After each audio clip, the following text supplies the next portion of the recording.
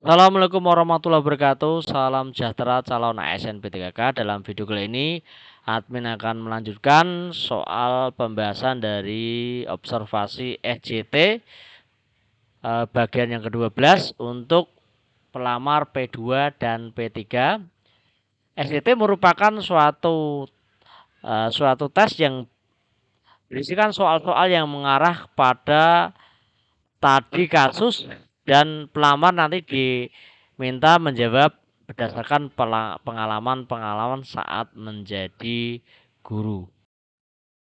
Soal yang pertama, seorang siswa bercerita kepada guru kalau dia merasa ditipu oleh temannya yang sudah berjanji kalau akan mengajari matematika sebagai persiapan ujian tengah semester. Tapi pada hari yang telah disepakati temannya tidak datang dengan alasan ada urusan yang sangat mendadak. Siswa tersebut merasa kecewa karena temannya tidak menepati janji hingga nilainya menjadi jelek. Walaupun sebelumnya keduanya bersahabat, saat ini mereka saling tidak tegur sapa. Jika seandainya Anda adalah mendapatkan cerita tersebut, apa yang akan Anda lakukan? A. Memberitahu pada salah satu pihak bahwa temannya tidak membantu karena perihal penting. Selain itu, urusan belajar merupakan urusan masing-masing. Ini kelihatannya juga tidak solusi.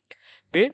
Memanggil keduanya serta memberi nasihat agar keduanya bersahabat dan saling membantu. Ini juga bisa menjadi solusi. B. Memberitahu pada salah satu pihak bahwa karena tidak jadi membantu temannya mendapat nilai jelek serta mendorongnya untuk meminta maaf. Ini juga opsi cukup baik. D. Memfasilitasi pertemuan di antara keduanya untuk saling membangun kesepahaman mengenai masalah tersebut dan jalan penyelesaiannya. Ini juga sangat bagus. Cukup didengarkan saja keluhan itu dengan baik dan menyarankan untuk dapat diselesaikan sendiri. Ini bukan fasilitasi. Maka jawaban yang paling tepat adalah yaitu D. Memfasilitasi pertemuan keduanya untuk saling membangun kesepahaman mengenai masalah tersebut dan jalan penyelesaiannya. Soal nomor 2. Sebagai seorang ketua kelompok kerja guru, ketika membagi tugas kelompok, saya akan membagi tugas berdasarkan pengalaman yang dimiliki teman-teman. Ini juga cukup bagus. Membagi tugas sama rata untuk semua teman. Ini juga cukup bagus. Saya memberikan kebebasan pada anggota untuk memilih bagaimana yang sanggup dikerjakan. Ini juga cukup bagus. Jadi, mengerjakan tugas yang sulit terlebih dahulu bersama-sama baru membagi kelompok sesuai dengan strategi saya sebagai ketua agar pekerjaan selesai. Membagi tugas dengan memperhatikan minat kompetensi setiap anggota sehingga dapat menyelesaikan dengan baik. Maka jawaban yang paling bagus adalah yaitu membagi tugas dengan memperhatikan minat dan kompetensi setiap anggota sehingga dapat melaksanakan tugas dengan baik. Lanjut soal nomor 3. Para siswa berasal dari berbagai latar belakang yang berbeda, mencakup budaya, nilai-nilai, tingkat ekonomi, maupun tingkat pendidikan orang tua. Terhadap berbagai macam perbedaan itu, sikap guru sebaiknya melompokan siswa sesuai dengan kondisi serta latar belakang yang sama. Menampilkan sikap yang wajar terhadap perbedaan pemikiran, sikap, dan perilaku anak didiknya. C. Berpandangan bahwa segala perbedaan siswa merupakan fakta yang tidak bisa dihindari. D. Mengurangi perbedaan dan mengutamakan keseragaman. Peka terhadap perbedaan dan berperan menumbuhkan sikap saling menghargai antara satu dengan yang lain. Maka sebenarnya yang paling bagus ini adalah peka terhadap keberagaman. Ini sebenarnya soalnya hampir sama dengan soal manajerial maupun soal sosiokultural. Soal nomor 4. Seorang peserta didik memprotes nilai akhir semester yang diberikan guru karena menurutnya nilai yang diberikan guru terlalu rendah, sementara temannya memiliki nilai yang lebih tinggi. Tanggapan guru terhadap peserta didik tersebut adalah A. Menunjukkan rekap data nilai peserta didik dan menjelaskan letak perbedaan nilai yang dicapai dengan milik temannya. Ini juga cukup bagus. B. Menjawab protes peserta didik dengan menunjukkan rekap nilai sambil menunjukkan kekecewaan terhadap protes siswa. Ini sebenarnya tidak demokratis kalau seperti ini. C. Menunjukkan rekap data nilai sambil menyatakan nilai yang diperoleh adalah nilai usaha peserta didik yang bersangkutan. D. Menegaskan kepada peserta didik bahwa pemberian nilai adalah prerogatif guru dan tidak menjelaskan lebih lanjut dasar pemberian nilai.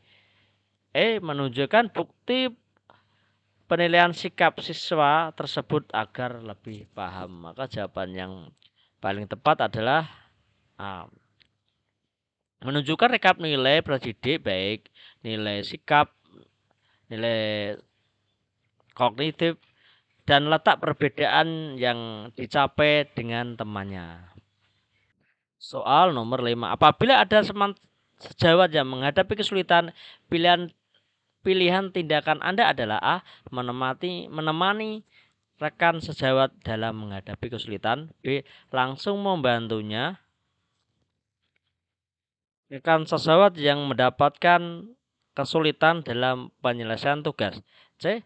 Menyapa dan menanyakan keadaan rekan sejawat tersebut. D. Menanyakan padanya apakah membutuhkan bantuannya. E. Percaya bahwa rekan sejawat tersebut adalah dapat menghadapi sendiri. Maka jawaban selesai yang paling tepat adalah iya, langsung membantu rekan sejawat yang mendapat kesulitan dalam penyelesaian tugas.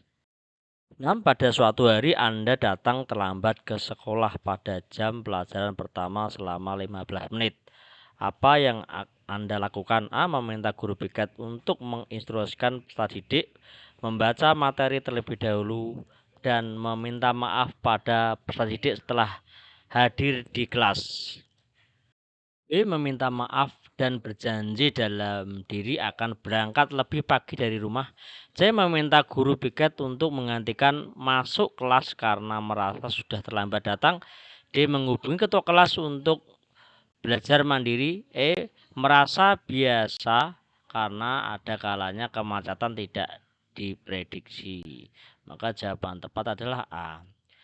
Meminta guru piket untuk menginstruksikan peserta didik membaca materi baru dan minta maaf pada peserta didik setelah hadir di kelas. 7. Ketika Anda mengajar di kelas dengan menggunakan metode permainan, banyak anak di kelas menjadi antusias dan menyukai kegiatan pembelajaran Anda. Namun ada saat Anda melakukan penilaian, sebagian kecil siswa tidak mendapat nilai yang baik. Dan Anda melihat memang saat pembelajaran mereka menunjukkan sikap yang tidak suka dan pasif. Anda akan melakukan A. Mendekati siswa tersebut dan memberikan motivasi. B. Memberikan ice breaking sesekali agar semua siswa bersemangat dan fokus. C. Menegur beberapa siswa tersebut dan meminta mereka untuk aktif. D. Mengadakan pembelajaran berdiferensiasi, merancang pembelajaran sesuai gaya belajar mereka. Yang terakhir, E. Mengganti metode lain agar semua siswa mendapatkan nilai yang baik. Maka jawaban yang tepat adalah mengganti metode lain agar semua siswa mendapatkan nilai yang baik. Demikian penjelasan dari saya. Jangan lupa bantuannya like and subscribe. Wassalamualaikum warahmatullahi wabarakatuh.